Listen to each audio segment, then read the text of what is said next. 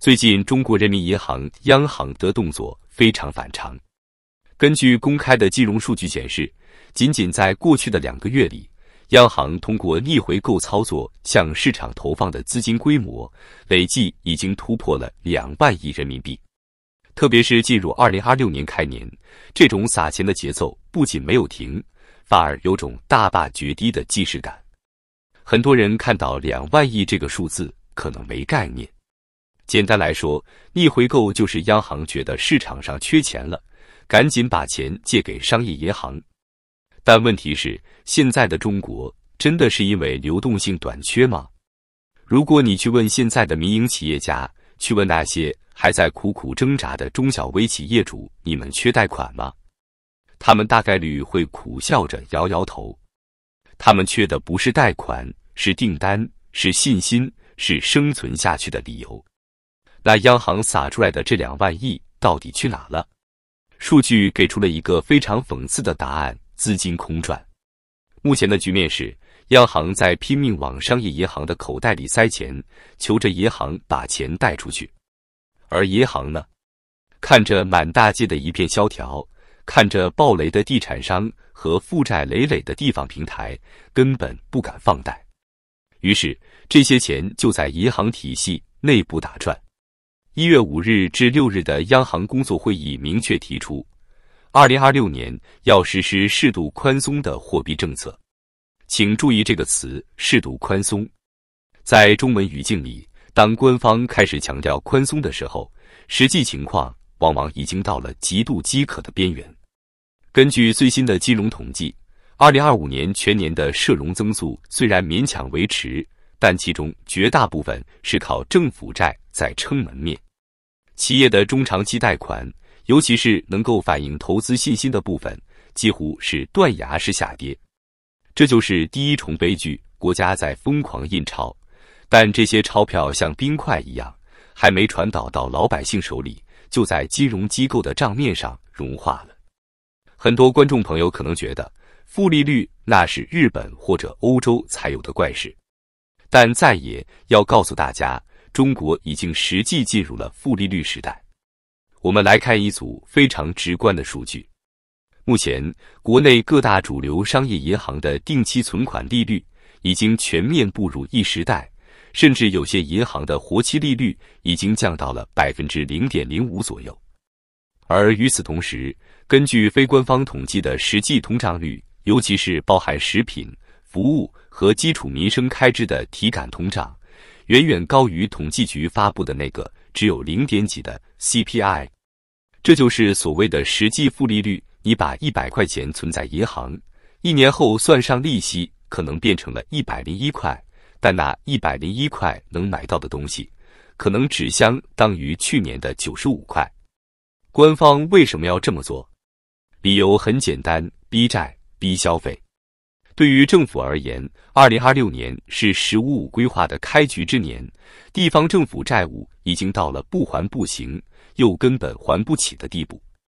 只有維持低利率，甚至負利率，才能降低那些基建項目的利息成本，讓地方財政不至於立刻癱瘓。對於居民而言，央行通過降低利率，實際上是在進行一種隱形搶劫。他在告訴你，別存錢了，趕緊拿出來買房，趕緊拿出來消費。但現實卻給了這種邏輯一記響亮的耳光。2025年，中國居民儲蓄存款不但沒有下降，反而創下了歷史新高。為什麼？因為老百姓怕了。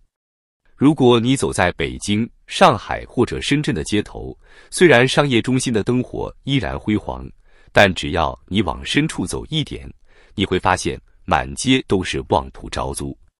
央行現在之所以還沒敢正式宣布名義負利率及存款利息降為負數，是因為他們還想強撐一下。這種強撐是為了維護人民幣最後的信用臉面，也是為了防止更大規模的資金外逃。但我們要看數據背後的真相。息差消失，目前中國商業銀行的淨息差已經跌破了 1.5% 的警戒線。這意味着，銀行每做一筆貸款，幾乎賺不到錢，甚至還要貼上運營成本。如果這種狀態持續，中國的銀行體系將會出現系統性的大面積虧損。LPR 連續下調預期，市場分析普遍預計，2026年一季度貸款市場報價利率將迎來新一輪的大幅下調。這說明了什麼？說明經濟已經失去了內生動力，就像一個重症病人自身已經無法造血，全靠央行這2萬億、3萬億的生理鹽水吊着命。大家想過沒有？這2萬億憑空造出來的錢，最後有誰買單？不是那些坐在金融街辦公室裡的操盤手，也不是那些能提前得到政策利好的權貴。最後買單的是每一個勤勤懇懇想通過儲蓄來保障未來的普通中國人，是那些剛畢業就失業的年輕人，他們面對的是一個物價飛漲但機會消失的社會。是那些斷供的房奴，即便利率降低了，但由於收入縮水甚至歸零，那些鋼筋混凝土依然是他們脖子上沉重的枷鎖。是那些領着微薄退休金的老人，他們眼睜睜看着手中的存折購買力日益縮水，那是他們一輩子的血汗錢。中國現在的經濟狀態像極了溫水煮青蛙，官方通過不斷放水降息，把崩潰的過程拉長，讓大家在一種緩慢的钝刀子割肉般的痛苦中逐漸麻木。負利率不是結果，而是這種體制性困局的信號彈。它預示着那個靠印錢就能換來增長的時代，已經徹底走到了盡頭。其實，在這2萬億逆回購的背後，隱藏着一個更令人絕望的現實：人民幣的信譽正在被透支。再也查閱了2025年4季度的金融報告，發現一個非常詭異的數據 ：M2 廣義貨幣供應量依然在高速增長，但 M1 的增速卻幾乎停滯，甚至在部分省份出現了負增長。這在經濟學上有一個專有名詞，叫做流動性陷阱。說白了，就是政府拼命往水池裡注水，但水龍頭的另一頭，企業和個人已經把水管焊死了。大家不再投資，不再擴產，不再消費。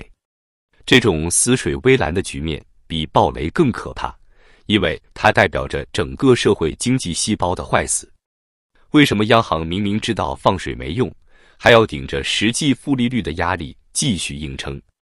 因為如果不撐，那成千上萬個地方融資平台就會立刻引爆。根據不完全統計，截至2025年底，中國地方政府的隱性債務規模已經達到了一個天文數字。這些債務每年的利息開支就足以吃掉很多地級市一整年的財政收入。以某些中西部城市為例，他們的城投債利率曾經高達7%至8%，現在央行把利率強行壓到2%甚至更低，本質上是在給地方政府續命。這就是一場公開的財富大挪移，通過行政手段降低利息，把原本屬於儲戶的收益強行補貼給了那些揮霍無度、修了無數鬼城和斷頭路的地方政府。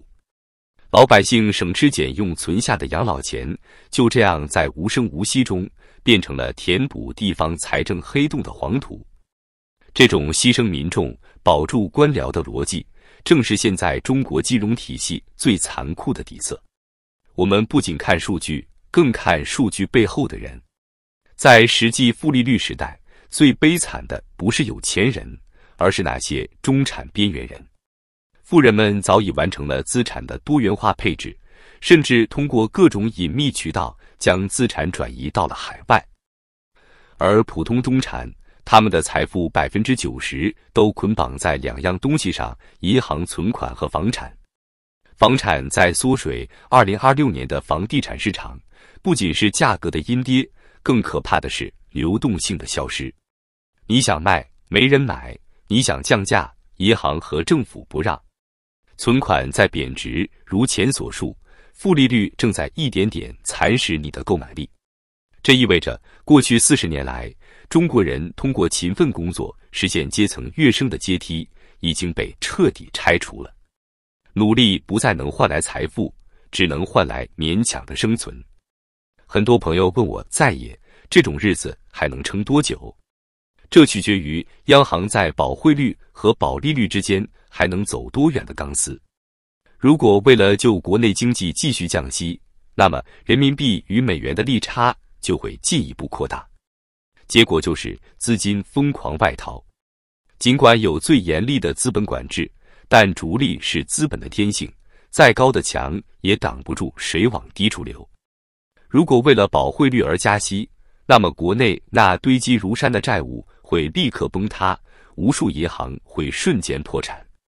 現在的中國央行就像是一個在2個火藥桶上跳舞的人，2個月2萬億的逆回購，其實就是想在火藥桶爆炸前盡量多爭取一點點垃圾時間。但這種強撐是以犧牲未來10年的經濟潛力為代價的。看清了這些真相，你會發現，官方口中的經濟向好和金融穩定，不過是寫給韭菜們看的劇本。現實是，我們正在經歷一場前所未有的信用大收縮。當錢不再值錢，當銀行不再安全，當國家開始公然通過負利率洗劫儲蓄時，每一位普通人都應該清醒過來，不要再迷信所謂的剛性兌付，更不要在這個時候去加槓桿，博取所謂的抄底機會。在這個悲慘的時代，活下去，保住現金流，保住生存的本錢，就是最大的勝利。中國已經實際進入了負利率時代，大幕已經拉開，戲碼只會越來越驚心動魄。我們要做的，就是在這場暴風雨中，盡量不要成為那片被吹散的落葉。